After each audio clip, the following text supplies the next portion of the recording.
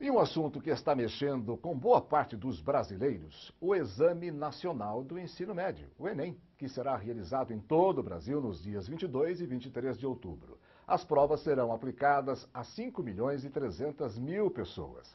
A boa notícia este ano é que o número de vagas no Sistema de Seleção Unificado, o SISU, crescerá 40% em relação ao ano passado. Serão 87.000 vagas nas instituições federais. O seu jornal convidou a professora Lucília Lopes, e ela é coordenadora do Núcleo Raízes da Educafro, e vai falar sobre a importância do exame do Enem. Boa noite, Lucília. Boa noite, Prazer Ribeiro. em recebê-la aqui, viu? O prazer é meu e eu diria o prazer é nosso como Educafro. Verdade. O Frei Davi, ele mandou um abraço e até justificou que ele gostaria de estar aqui conosco também. Esse espaço ele é essencial para dar visibilidade para um trabalho tão forte que a Educafro faz nesse país. Com certeza. Nós que agradecemos. Um abraço ao Frei Davi também. A minha pergunta é a seguinte: além de avaliar a qualidade do ensino médio, também é a porta de entrada de muitos estudantes em universidades públicas e particulares. Qual que é a análise que a Educafro faz do Enem? Certo. Essa pergunta ela é importantíssima, Ribeiro. E nós, pela Educafro, nós vemos que o Enem e os vestibulares das universidades públicas, eles foram criados e pensados para uma universalização ou pelo menos uma ampliação do espaço universitário. No entanto, nós temos algumas críticas no sentido desse mecanismo de avaliação ainda não atender a grande maioria da população brasileira. Quais seriam essas críticas? Tá, bacana. Se nós pensarmos, por exemplo, que o modelo avaliativo, ele considera uma realidade que não é a realidade da grande maioria da população brasileira, eu já entendo, nós podemos entender que uma parte grande da população está fora dessa realidade universitária. Ou seja, o ensino fundamental não condiz com a exigência do exame. Exatamente. Esse exame, tanto do Enem, quanto o vestibular das universidades públicas, ele ainda está pautado numa realidade social e educacional da classe média e classe alta brasileira. O ensino fundamental e médio brasileiro público, ele não consegue, não atinge... Qualificar o aluno. Além dele não conseguir qualificar, eu diria que ele não é suficiente para a cobrança exigida nas questões do Enem. Porque além da formação do jovem, da classe média e alta, da formação escolar, ele tem aula de dança, ele tem aula de inglês, ele tem a piscina, não só a natação. Entendi. Ele tem a piscina na sua casa ou no seu prédio. Então ele tem uma estrutura de realidade muito diferente da grande maioria da população brasileira. Você, como professora, Lucília, qual seria a dica que você dá para quem está nos assistindo agora, que pela primeira vez vai fazer o exame do Enem? Bacana.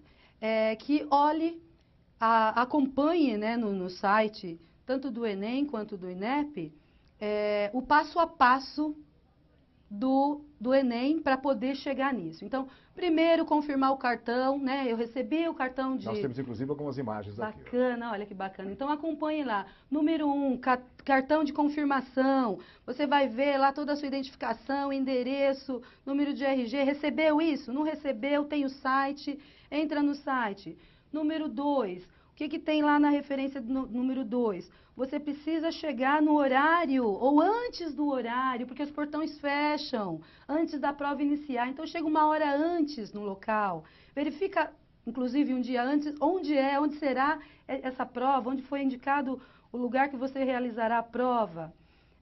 Pensa lá, tem a sequência 3, você precisa acompanhar se de fato esse horário, na verdade a verificação, então olha o passo a passo, são 7 passos, eu diria, eu não daria tempo da gente comentar cada um deles, mas nesses 7 passos, no passo a passo tem a questão da identidade, da documentação, que aí coincide com o terceiro também, você tem que levar a cédula de identidade. Perdi, não tenho, leva um documento com foto, isso está no passo a passo.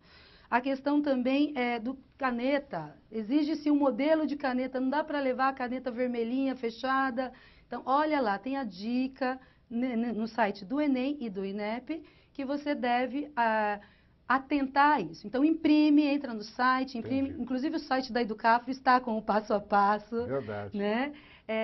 E faça esse rigor de não perder essa possibilidade. Porque, além de não termos, na grande maioria, uma formação específica para atender isso, perder a prova vai ser mais um indicativo de falta de interesse. Isso é falso. Com certeza. A minha última pergunta para você, nós teríamos muitas outras, mas não há tempo. Qual a orientação que a Educafro pode passar à pessoa que pretende fazer uma faculdade com tantos desafios que a gente já percebeu aqui no pequeno assunto que a gente tocou? Bacana. Que esse jovem ou essa pessoa um pouco mais madura, que acredite. Nós, como militantes da Educafro, temos e recebemos todos os dias pessoas derrotadas por esse sistema, eu diria muito mais do que o Brasil em si, mas uma sistemática econômica, individualista, e que diz que nós, população negra, não teríamos tanto competência para tal. No entanto, quando a gente pede um apoio, a nossa força, ela multiplica e triplica. Então, vá, procure um movimento social, procure, seja na igreja, seja no partido político, seja na referência educacional, se envolva e milite para que você possa ser um protagonista também, como eu sou hoje. Quem me conheceu há 20 anos atrás, talvez não me reconheça tanto hoje. Com certeza vamos falar muito com você ainda, especialmente depois que passar o Enem, para a gente dar uma avaliada em tudo que aconteceu. Muito obrigado pela gentileza de estar conosco aqui no seu jornal, viu, Lucília? Obrigada, Ribeiro, e parabéns pelo programa. Esse é um dos programas que rompe com uma sistemática excludente no nosso país. Muito obrigado mesmo. Boa noite.